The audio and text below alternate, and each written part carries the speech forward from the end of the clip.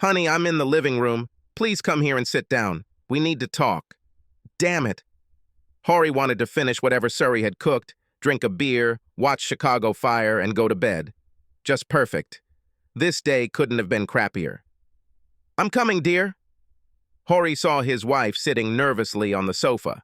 There was a half-empty bottle of California Red on the table. Surrey finished her glass, then quickly poured another full glass. Hori plopped unceremoniously into his deep chair. What? Hori, I'm not going to beat around the bush. I have been your faithful wife and a good mother to your children all my adult life. They're on their own now, so my job is done. As you know, I was a virgin when we got married. Me too, Hori quickly interrupted. He was pretty sure he knew where this would lead. Anyway, I'm going away this weekend with a friend.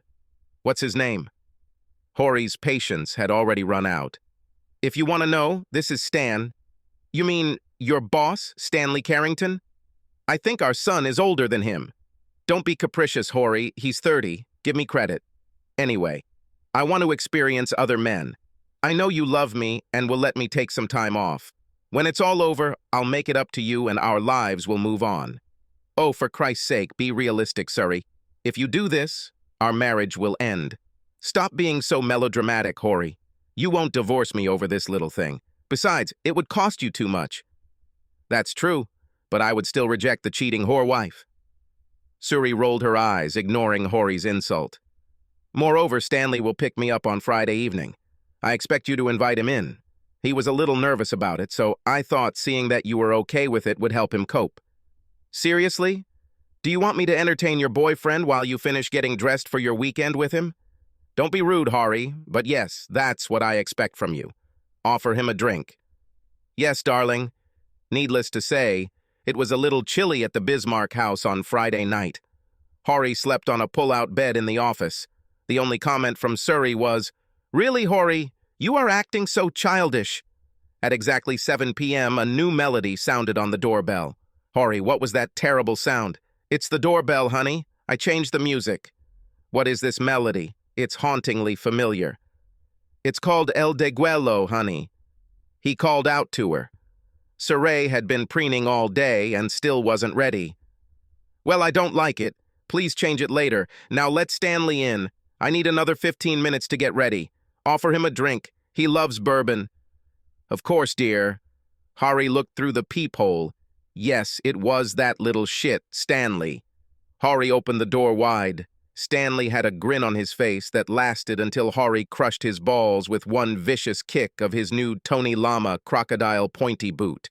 When poor Stanley grabbed his crotch and began to fall forward, Hori kneed Stan in the jaw.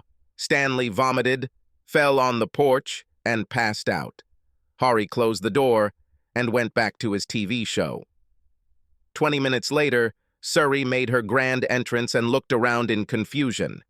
Where is Stanley? He decided to wait on the porch. Honestly, Hori, you better not have been rude to him or... I swear I didn't say a word to him, honey. Surrey threw her purse and duffel bag onto the counter and swung the door open. Oh my God, Hori! What you... That was all she could get out before Hori gently pushed her from behind with his boot to clear the doorway. He closed the door and turned the key twice. Hori, you monster, let me in! She sobbed loudly and pounded furiously on the door. Surrey, please look outside. You see a man coming? He has some information for you. Hori shouted loudly through the closed door. Mrs. Surrey Bismarck? Yes? You've been served. Another thud behind the door. The next day, Hori changed the doorbell music to Bach's Come Sweet Death. Subscribe to our channel so that your second chaff doesn't cheat on you, and go ahead and listen to the next story because this story is nothing compared to the next one. If you're under 18, don't even think about listening to the next one.